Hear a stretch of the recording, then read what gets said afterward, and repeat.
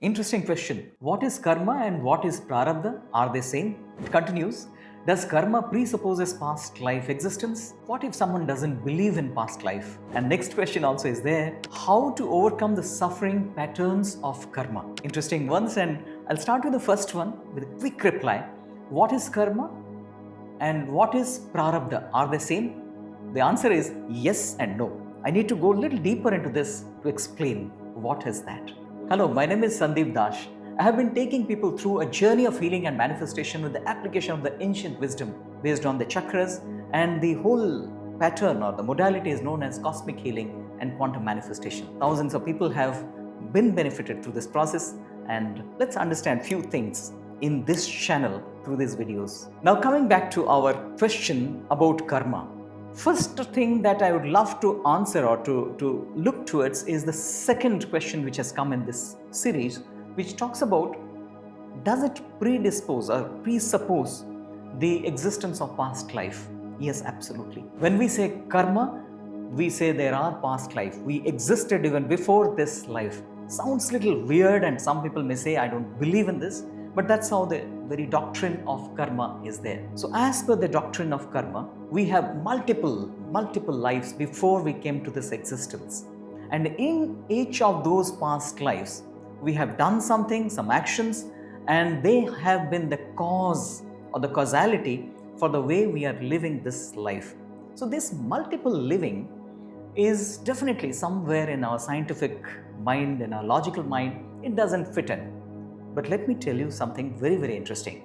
Because the next question that has come is, if somebody doesn't believe in the past life, then what? You may not, but there are sufficient studies and research now available to at least indicate that yes, there is something before our existence in this life. In fact, for that we need to go back to a study which started, in fact, a division which started way back in 1967 in the University of Virginia. And the name of this division is Division of Perceptual Studies. And it's more than 55 years now, almost 58 years at this point in time. And there they have been doing research in the area of past life existence, also about near-death experiences and extrasensory perceptions, all the things which are beyond the material world. And what they have come up with, what they have found out is intriguing and really surprising and can shatter our understanding about the classical scientific construct of the world. They have found out that hundreds and thousands of cases where children, especially when they have claimed they had a past life, and they have gone and checked and verified facts which suggests that there is definitely sufficient degree of veracity to this. There is an element of truth to this claim. How is it possible? How it has happened? Because now by the structure, by the way they have conducted these studies, this research, we cannot dispute them, because they have been done very systematically, scientifically, going through all the processes, and they have found out these. Like children who have claimed they were in a past life, having a family, and they share some names, the geography, the location, they have gone to those places to see, yes, it's a fact. And not just that, they have also seen some children, they speak a language which they are not exposed to at a very early age. How does one speak a language which is far from that geography, maybe in another culture, in another life, another times even? So these are sufficient evidences which suggest probably we do not understand the construct of it, the science behind it, but there is an element of truth about this. Now coming back to the question of the Prarabdha and the concept of karma. Now I said yes and no. They are same and they are not. The reason being, Prarabdha is one aspect of karma. Let's understand. In order to understand this, we need to take some examples maybe from our modern experiences, and also we'll look at what exactly does this doctrine indicate, what it says, what are the aspects of it. When we look at karma, we can have different categories of them. And let's understand from the category perspective. It says there are 3 categories, and some put it as 4 categories of karma. The one is Sanchita Karma, meaning we have lived many lives before. They said millions of lives before. And in those lives, we have gone through many different actions, many different interaction with life, with others. And those are the causality of the present life. So I'll give you an example here. You can say Sanchita Karma is the repository of all our past actions and which needs to get manifested in the future lives. Now, taking an example, let's take an example of someone who has completed his MBA from a company or from an institution and has joined few jobs. Started with a job, let's say in HR, then in marketing. MBAs are supposed to be expert in every area, so are masters of all the trades. So started with let's say marketing, sales, and business strategies, and let's say finance and accounts and logistics. So in last 10 years, this guy had joined 10 different jobs and has acquired different experiences in each of these different companies, in different geographies, different locations, and different topics, or you can say subjects, areas of expertise.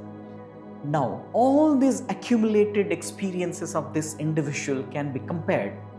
It can be in the parlance of karma, we can say all these accumulated experiences are the Sanchita Karma, the one which have been accumulated, the experiences which have been accumulated and stored at some storehouse. Now, this individual wants to go for another job, apply for a new job.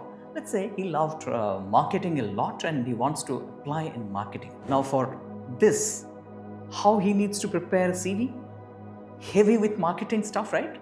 Whatever experience that he had in the past 10 different jobs, and finding out elements of marketing in all those experiences and put together and applying.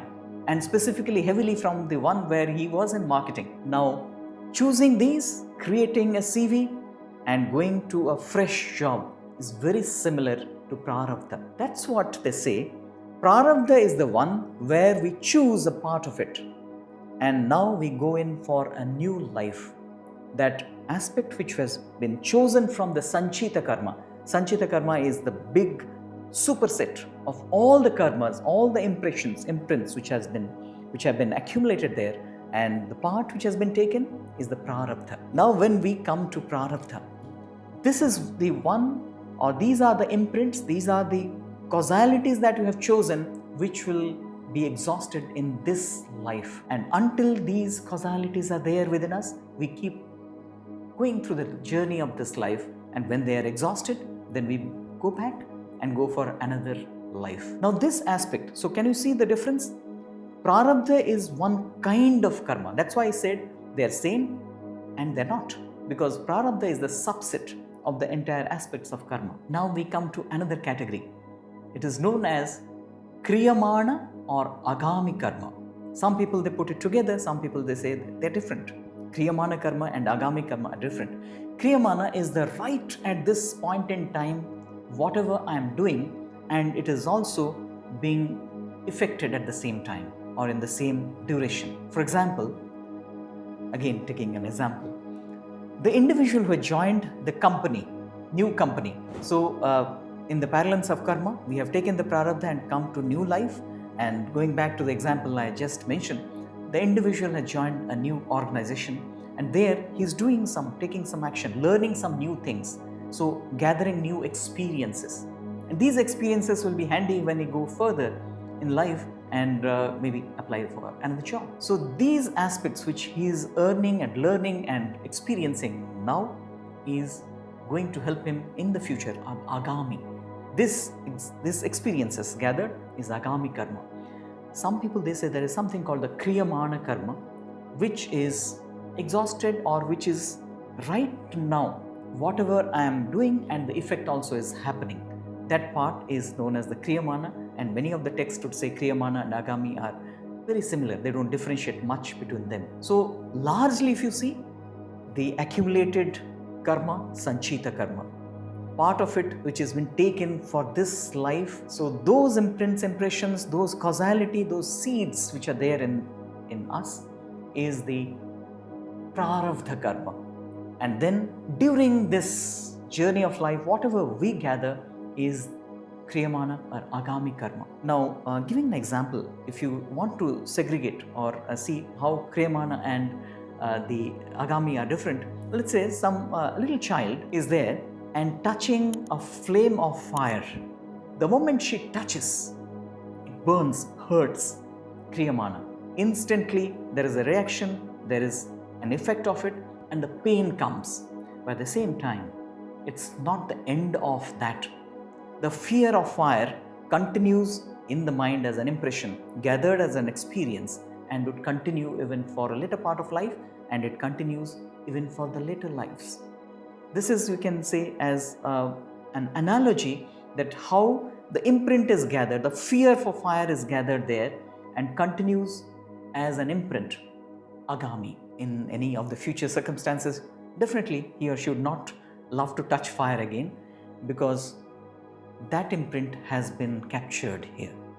So these are examples, may not be stretched too far because then will not be explained. So examples are examples in their own limitations, but I think you understood about the Sanchita Karma, the Prarabdha Karma, and the Kriyamana Agami Karma. So essentially when we say karma, karma has imprints. Where do they lie? Karma remains in our Sukshma Sharira. We'll discuss in another video. I'll come up with this Sthula Sharira, Sukshma Sharira, and the Karana Sharira. That will explain in more detail, give you more insight about karma. But here they are in the Sukshma level. So we may not see those imprints in forms of our cells or genes, but they are there carried through.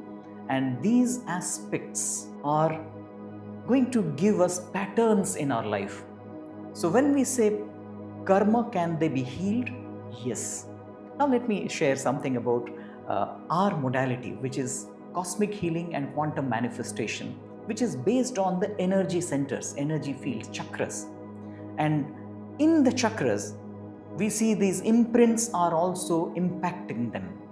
And because of that, there are patterns which are causing some kind of suffering and distress in our life. Now, by changing these patterns, or in order to change these patterns, we need to work through some processes. And these processes we work with in the space of the energy field. The energy fields are different chakras. We have already been created some of the aspects, some of the videos on chakras. You can go back and check what are these chakras and how they impact our life. And for example, my health issues are impacted because of the earth element which flows through a chakra, Muladhara chakra. So if there are some imprints, some of the past karmic causality which are causing some distortion out there, it would cause some kind of health related issue in the physical form, physical body, and can lead to some kind of suffering. So in order to improve, or in order to overcome these sufferings from karma, we can go through a healing process. So CHQM, Cosmic Healing and Quantum Manifestation, a modality which does help, thousands and thousands of people are getting a lot of benefits from there. If you want to know more about that, you can go to the description. You would find link and you can register for our basic course out there, which is free to attend. Now coming back to karma again, when we are saying the karmic process is governing our present life, is it that we do not have any say at all? They say yes, there are. When we change the way we are working, when we are submitting or we are dissociating from the doership, the karma impact is less and we can work in a way and not affecting our future life. So all about these and more, maybe we will come up with how to do that specifically. But the broad aspect is we need to have the understanding of the karma, the patterns. If we discover, we can go for a healing process. One more thing which I would come up with, what leads to overcoming the challenges of karma? Many of the texts, whether they are Vedantic texts, whether they are yogic and tantric texts, all of them, they refer to one aspect for sure, that is bringing in awareness to the space of our reality, to the karma, the lives that we have gone through. When we bring in awareness to that through the processes which are there available by the blessings of the ancient rishis and yogis, if we follow them, bring in that awareness, we see magical responses or magical results in our life by removing a lot of negativities from the journey of our life. by changing those patterns, by improving those patterns. I trust you would have loved this discussion and the question which has come on karma, and we'll go for a few more questions in the upcoming videos, and I'm sure we'll be learning together through these questions. But before we go further to other videos, do subscribe to this channel so that when we come up with more such videos, you'd be notified and you'd also get a lot of insights, and together we can learn and grow through this journey of life.